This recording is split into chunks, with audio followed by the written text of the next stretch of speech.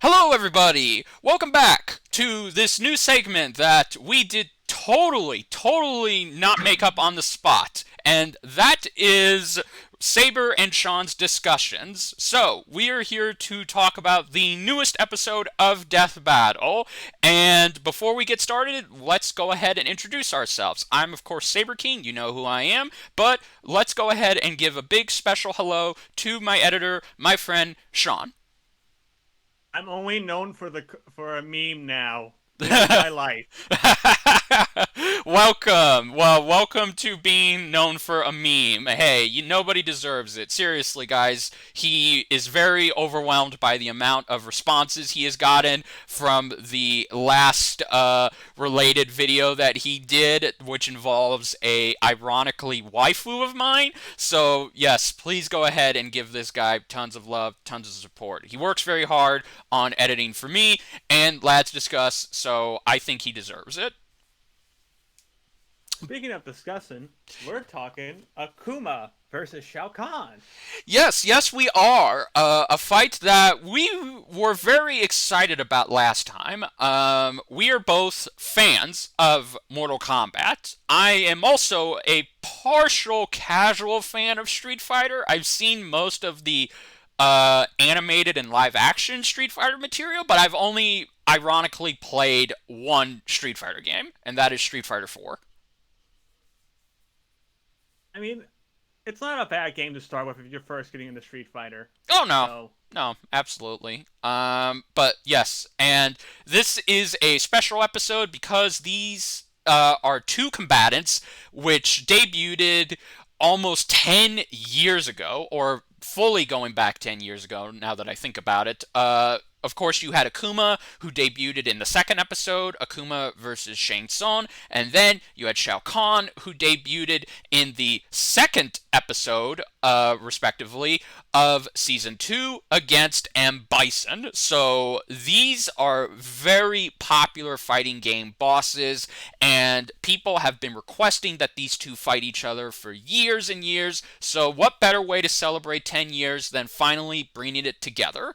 And we're going to just go over what we liked, what we didn't like, and really just kind of address the elephant in the room that this has been received as a below average, maybe above average episode. So let's just go ahead and get into it. We're not going to talk about the analysis because the analysis was kind of borrowing and reusing elements from their old analysis. So there's really no point in doing that.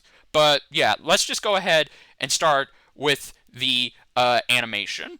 What did you think of the animation, Sean? I mean, we have Team Dad once again returned for. I assume this is Blender. Yes, Once again. yes, it is. Because they did say that they would stop with SFM because they wanted to get better at using Blender. Yeah, and I will say already we're off to a good positive with the models they chose for both Akuma and Shao Kahn. Like they look so fantastic.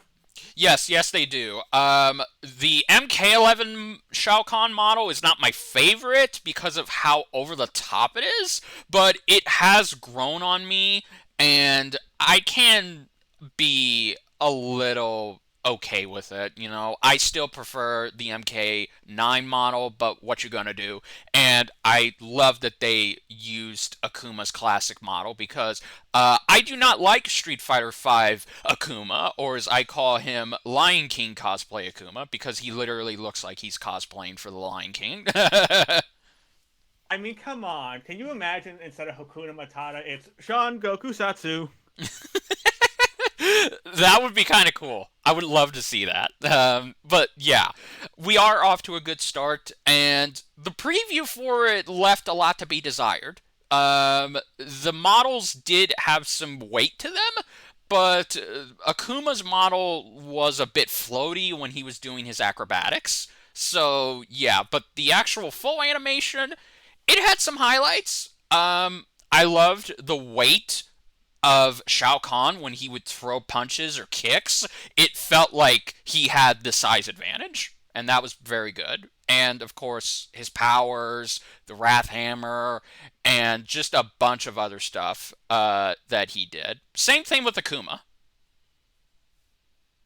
Yeah, the visuals for like Kahn's magic in particular, like I thought they were really good. Like the green glowing effect for a lot of his magic was really well done. Yeah, yeah, it was. And the kind of back and forth that they would have was also very good.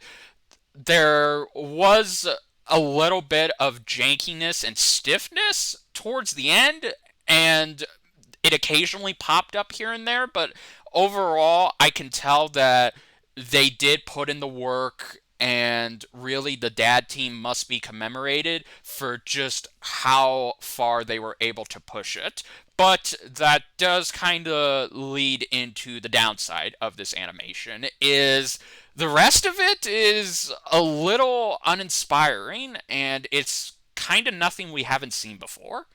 Like, what do you think? I mean, if we're gonna start with the downsides of this animation, I think the biggest thing that people were not that big on, and I definitely agree with it, was its setting. The desert, it makes sense if they're going for like an outworld vibe, but this didn't feel like an outworld desert at all. Plus, Khan's throne is just there randomly.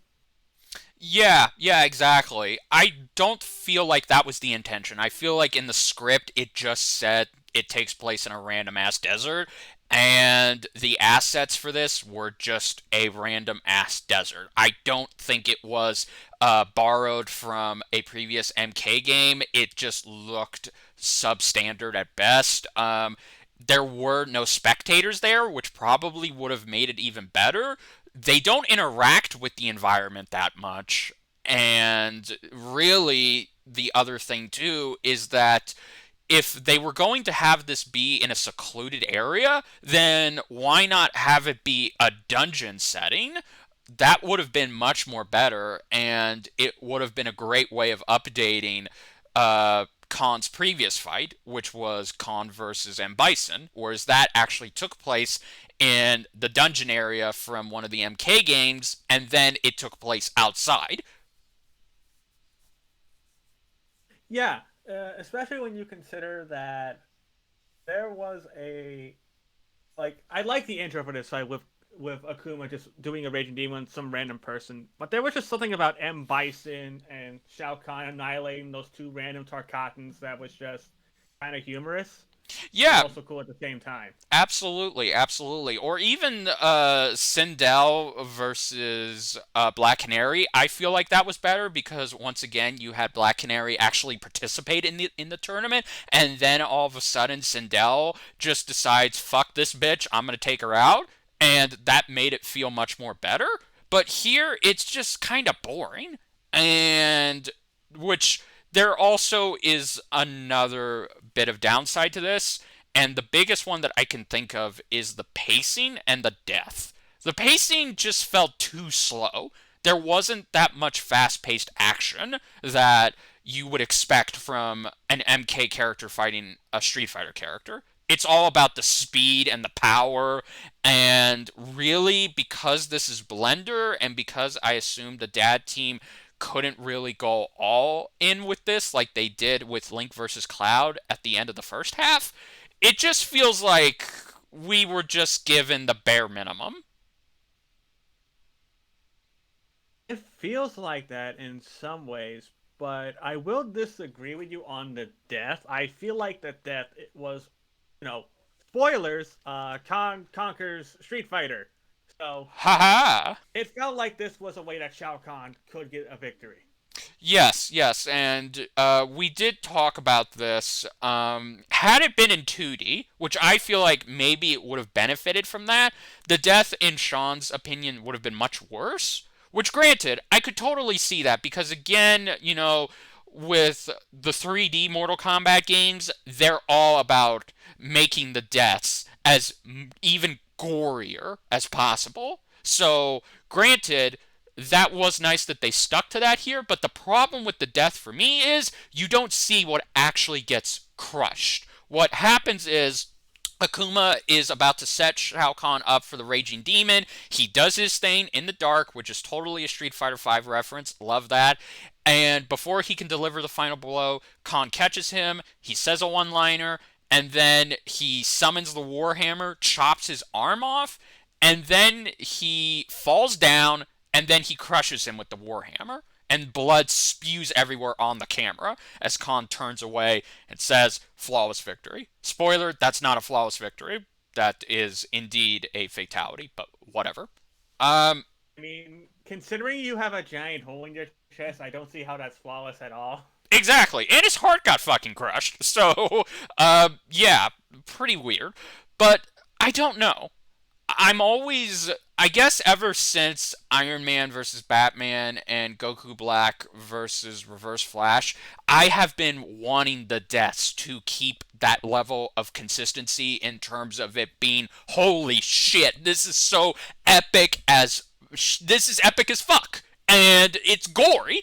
But here, it just doesn't do that, and I'm a little let down by that.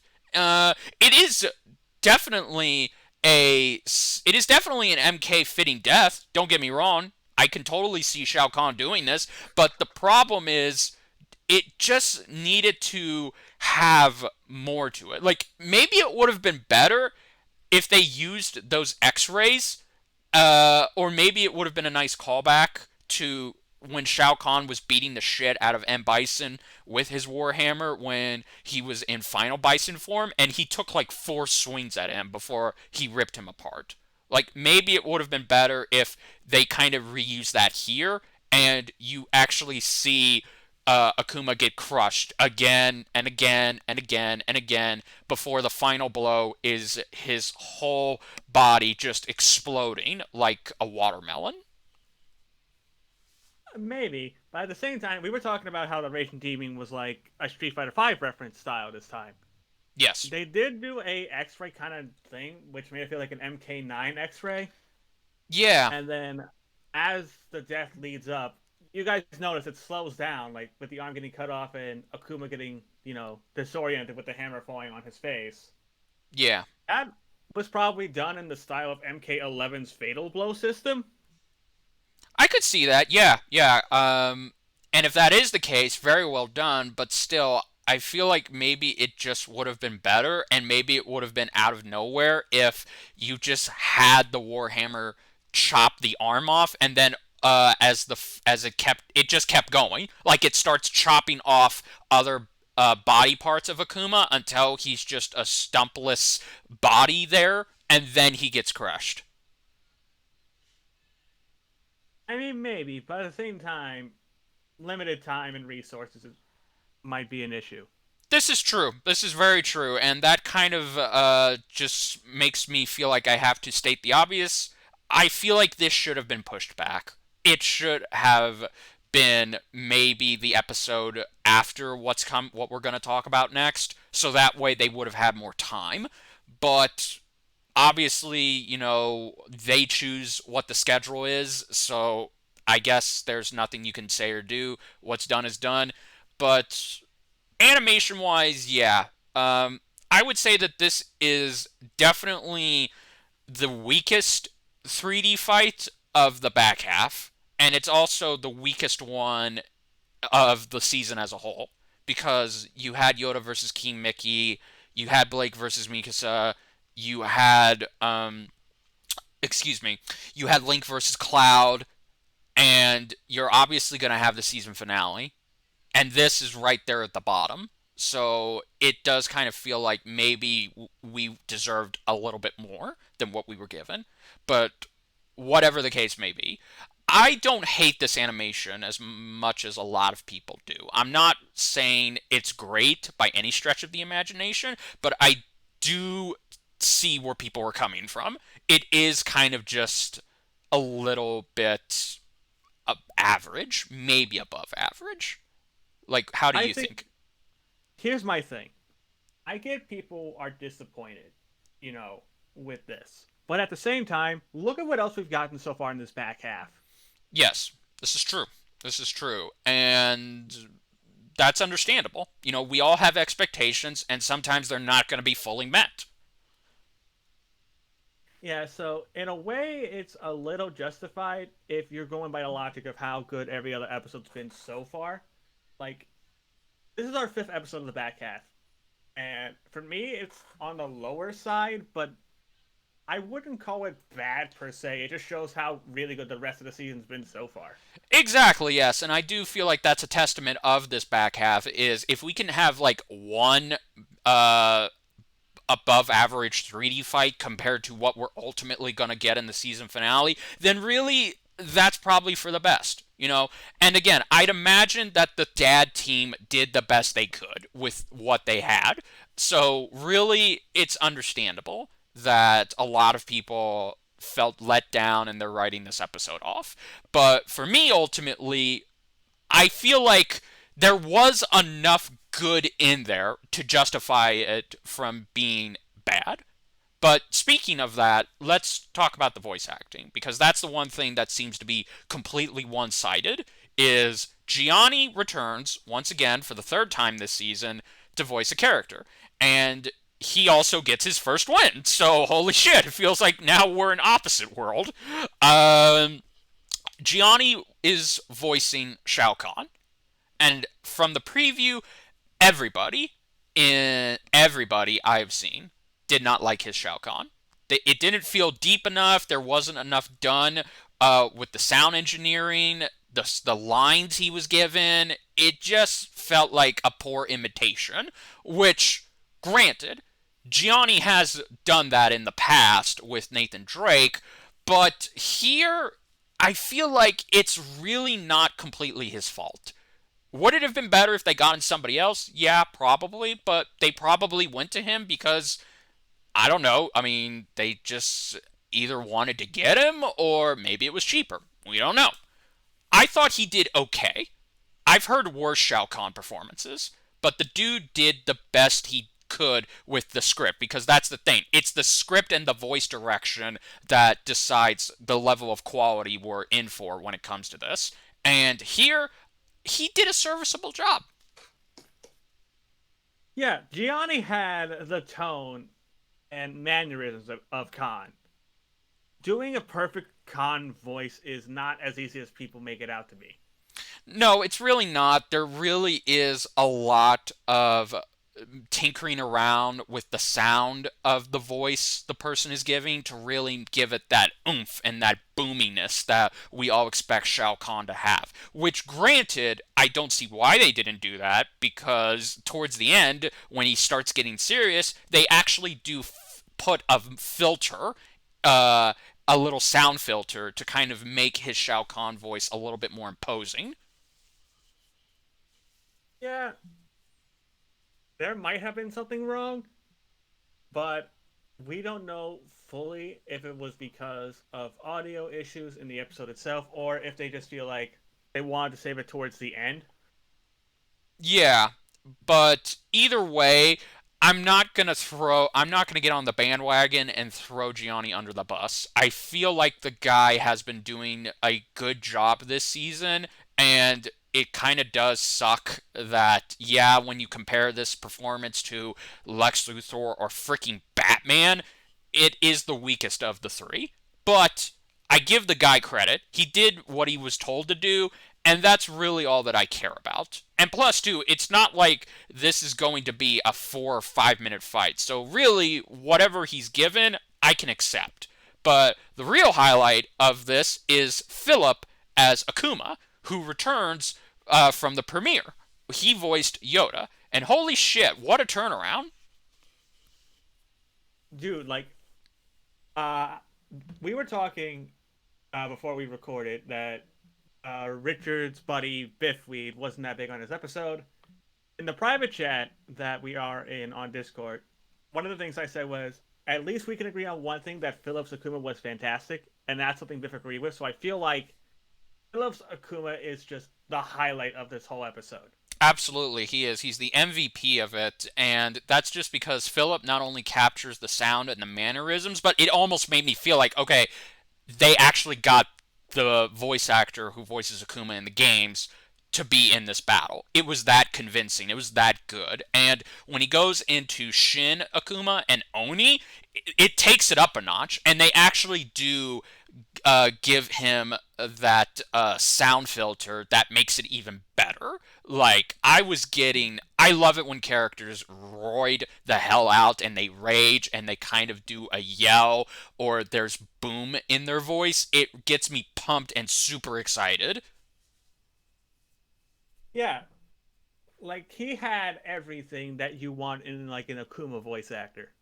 Yes, yes, he did. And it also is kind of ironic when you think about it because he started off this season voicing Yoda and he lost, and now he's voicing Akuma and he lost to a guy who has been losing since he first got into Death Battle. So it's almost like a torch has been passed to poor Philip. It's like now he's going to be the new Gianni. Well, he still has to get behind Chris Guerrero. This is true. This is true. But either way, I liked it. I feel like voice acting, it was more in Akuma's favor.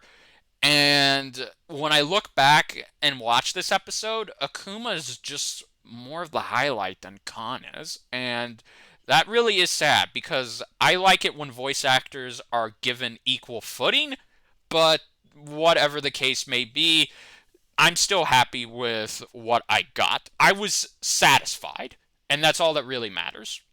But speaking of satisfied, there's now the track, which I suck at Japanese, so I'm just going to go off of what Sean gave me, and this track is called "The World of Murder," if I'm remembering Yes. that correct. Okay, good, good, good. World of Murder is correct. Okay. First of all, I love that. I love that we're using the Japanese translations here. I love the art. It looks very good. Akuma's kanji behind Khan's helmet, the background having that green fire effect. It pops off, catches your eyes immediately. Solid. The track itself, I gotta be a little blunt. This is not Brandon Yates' best non vocal track of the season. This is probably the weakest of the back half. Yeah, and I don't think that's necessarily Brandon's fault. In No. To be honest, because with the fight, I think the soundtrack is really good. It's just by itself, not really.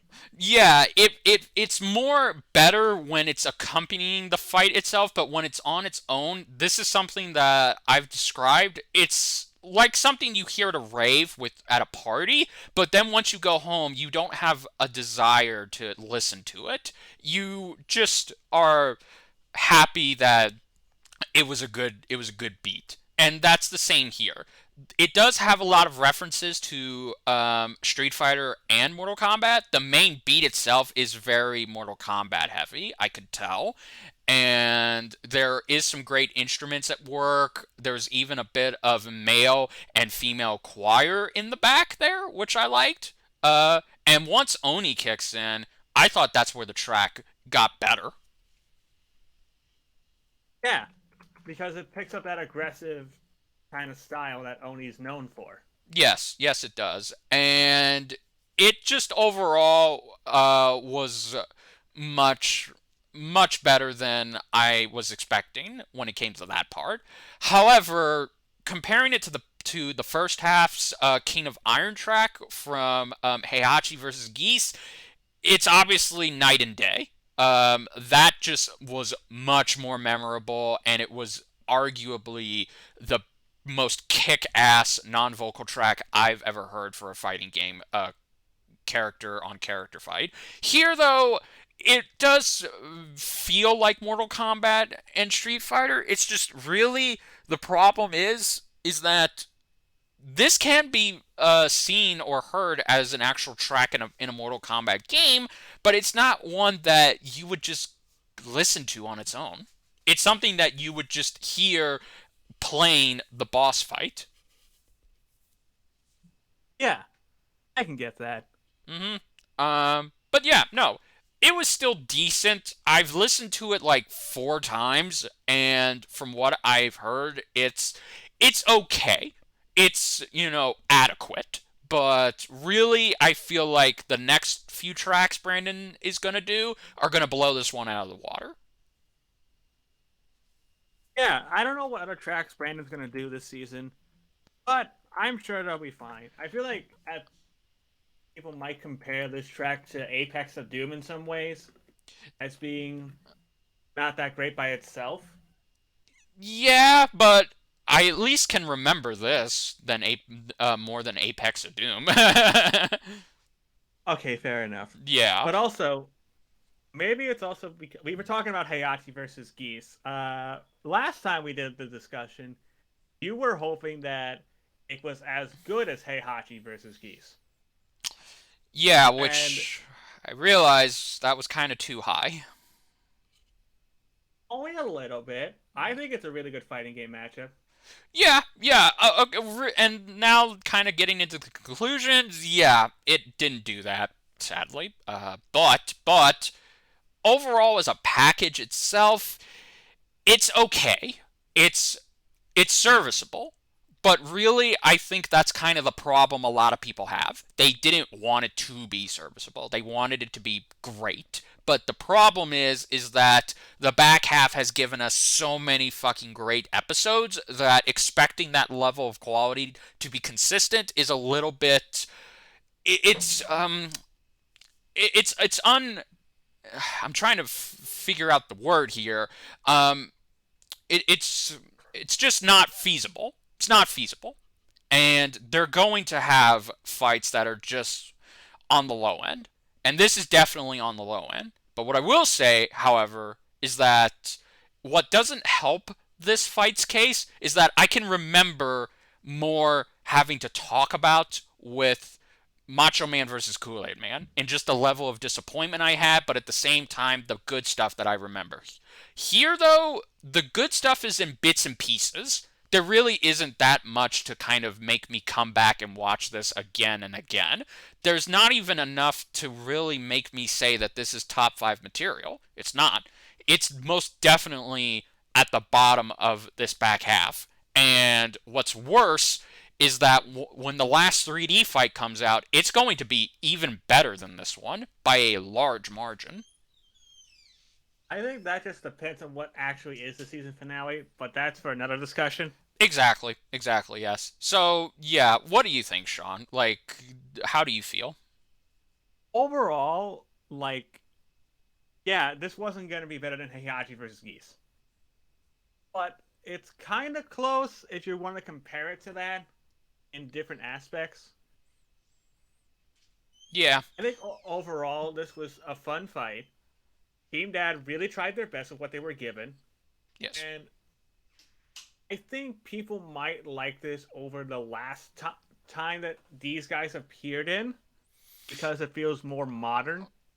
It does, yes, but at the same time, I will say that I do think Shao Khan versus M. Bison is still better. It holds up surprisingly well. It may not be the best animation, but in terms of what it did, aesthetic wise, choreography wise, it was a lot better. Here, though, it was hands down better than Shang Tsung versus Akuma. Don't even get me started. But that being said, I feel like I'm okay with it. I can live with this. I'm satisfied enough. But unfortunately, the mess kind of overweigh the good that there is. So I am gonna give this a 6.5 out of 10. That is a little higher than what I gave Macho Man versus Kool Aid Man, which I almost did give it the same score, but then you reminded me, it's like, yeah, that doesn't make sense. So I guess the reason I'm giving it that extra 5 points is because I was satisfied with what I was given. And overall, I will say though, I remember Macho Man versus Kool Aid Man more than I'm gonna remember this, and that's sad because I wanted this to be a 7.5 or even an 8, but it just didn't cut it, sadly. Yeah, but I'm not going to be too hard on this episode again because, like we were saying earlier, there's just been a lot of really good episodes this season. Yeah. Saying Well, this is the weakest of the back half is not necessarily a bad thing. It just shows how great everything else has been. exactly. Well, what would you give it as a final? What would you give your score? The fight itself, because for those, I'll bring this up towards the end, but the fight itself, I would give it that 7. I'd say a comfortable 7's fair for this fight. Okay, fair enough. All right. Yeah, it just pays homage pretty well to Mortal Kombat, which was kind of lacking in the last appearance that an MK character was in. Yeah, yeah, I can definitely agree to that. Because God, God, I really want to forget Cammy versus Sonya existed. But anyway, so real quick, let's talk about the next time, which the next time is unfortunately overshadowing this fight, and it's not in the way we hoped it would. So, Korra's fight has finally been revealed. It's not Rey Skywalker from the sequel trilogy. It's not Delsin from Infamous Second Son. It's not Anakin Skywalker from the prequels. It's not Midoriya from My Hero Academia. It's not Boruto. It's Storm from X-Men. And all I gotta say is, I was right. I called it. I was right on the money. But I'm not proud of that because this is the worst debate for a Korra matchup I've seen or heard. And if you're excited about it, okay, that's fine. But you cannot comfortably convince me or even convince yourself that this is a good debate. It isn't. Everybody is universally saying that Korra is going to lose. So let's just go ahead and give our quick thoughts on it. Yeah, well, I guess I'll start since I feel like you have more to say about Korra in particular, since you are the biggest Korra fan I know. Yes, which I am holding in reserve. So, listen, I know I might get hate for this, but I am kind of happy it's Storm over Rey, just because Storm is my second favorite X-Men character, especially growing up. The X-Men cartoons are fantastic. So it's more of a personal thing that I prefer Storm over Rey. Not necessarily like a debate thing. It's just I personally like Storm more than I like Rey. Okay, This is so understandable. Well, yes, because number one, Storm has more to her than just being a fucking Palpatine. And she actually does have an essence of a character. But I do agree with that. I think Storm is an okay X-Men. I like her, and really, that's just it. Uh, if it would have been Delsin or Midoriya, I would have had in the investment there. But with if it was Rey, I wouldn't have. But here, at least I can say I have been invested in Storm. So there is that.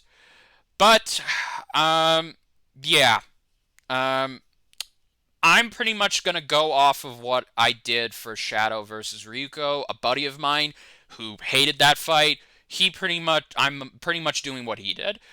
The only thing that's gonna make this fight better for me and that's gonna carry it for being a potentially good episode is having faith that the animation will be fantastic, the voice acting will be good, and the track will be more than just decent. If all of these three elements, haha, can be great, then I think that this will be much better than what we are expecting. But if it can't, well then, oh well. yeah, I can understand that.